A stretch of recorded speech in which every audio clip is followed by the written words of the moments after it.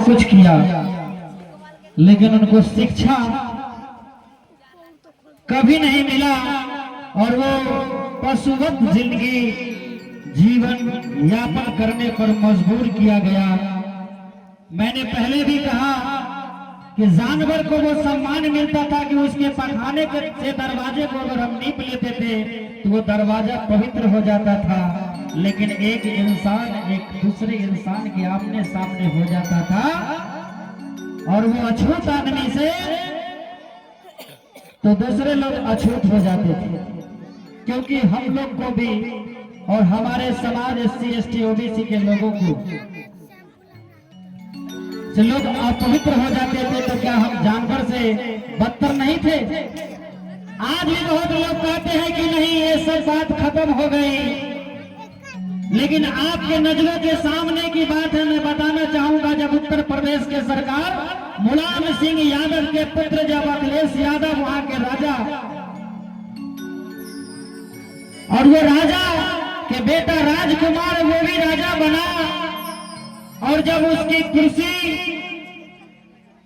वोटों के कारण चली जाती है, उत्तर प्रदेश के मुख्यमंत्री योगी जी जब आते हैं उस कुर्सी पर तो कहते हैं कि ये शूद्रों का बैठा हुआ ये मकान इसमें रहा हुआ है, मैं ऐसे नहीं रहूंगा।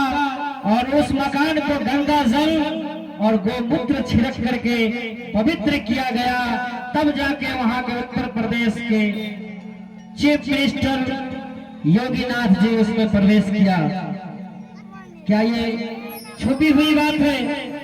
एक राजा के बेटा के साथ ऐसा हो सकता है, तो हम और आप किस खेत के मूली हैं? उसी उत्तर प्रदेश की इटावा की एक घटना अभी अभी हुई है कि हमारे ग्वाला समाज के लोग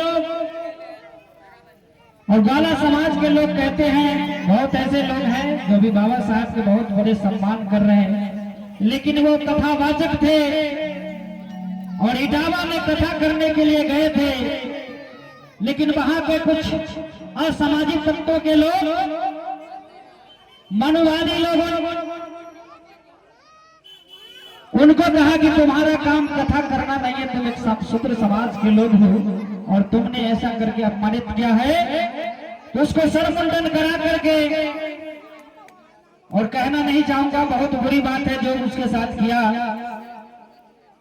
एक ब्राह्मणी के पेशाब से उसके शरीर को छेद कर इतना बुरी घटना घटा है उत्तर प्रदेश में। आज की बात मैं बताता हूँ, कुछ दिन पहले एक और ग्वाला समाज के साथ मध्य प्रदेश में वो 12 इंच के टिकी रखे हुए थे चोटिया, उसको कैंची से भी नहीं काटा, हाथे से उखाड़ दिया।